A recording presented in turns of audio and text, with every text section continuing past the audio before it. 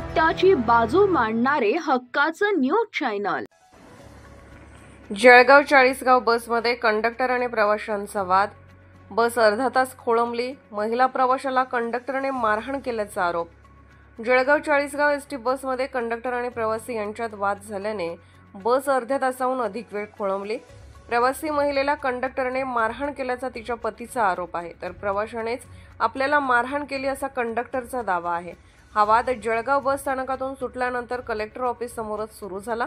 मारहाणीत महिलेला दुखापत होऊन नाकातून रक्तस्राव झाला, यामुळे इतर प्रवाशांना नाहक मनस्ताप सहन करावा लागला। अखेर पोलिसांनी बस पोलीस ठाण्यात नेली असून पुढील चौकशी सुरू आहे। मी त्यांना सांगलं लगेजवर ठेवा, तुम्ही गेटच्या मागे चला आणि बाकीचं लगेजवर ठेवा, इकडे पुढे ठेवायच्या ऐवजी त्यांनी वर ठेवलं। म्हटलं प्रवाशांच्या डोक्यात पडू शकते दणक्यान। ते मला मारायला लागले, डायरेक्ट मारायला लागले, काही बोलायला लागले। मी त्यांना म्हटलं शूटिंग करायला लागले। मी म्हटलं मग शूटिंग का काढतो दादा, लगेजवर ठेवायचं, खाली ठेवा म्हटलं। तो मला एवढा राग आला, मारायला लागले, डायरेक्ट चष्मा पडून टाकला मला आणि त्याच्यात धक्का लागला माझं काय राजेंद्र अंबादास भिडे।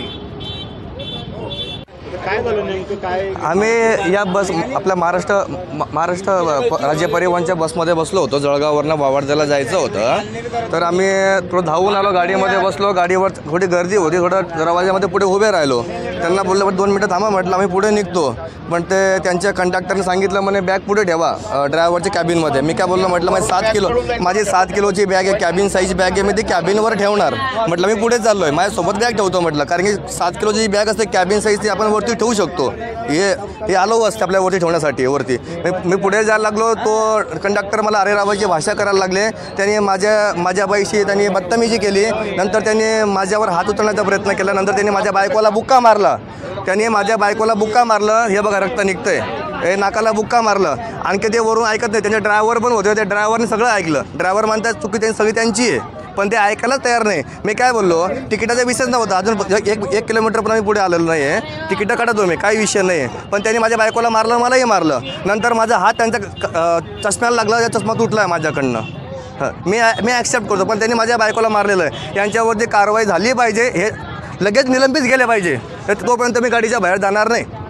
कुठून कुठे जातो? आम्ही जळगाववरनं वावरजाला चाललो होतो। काय नाव आपलं? मी संदीप राठोड। अशाच ताज्या बातम्या पाहण्यासाठी सह्याद्री न्यूजला लाईक करा, सबस्क्राईब करा आणि बेल आयकॉन प्रेस करा। धन्यवाद।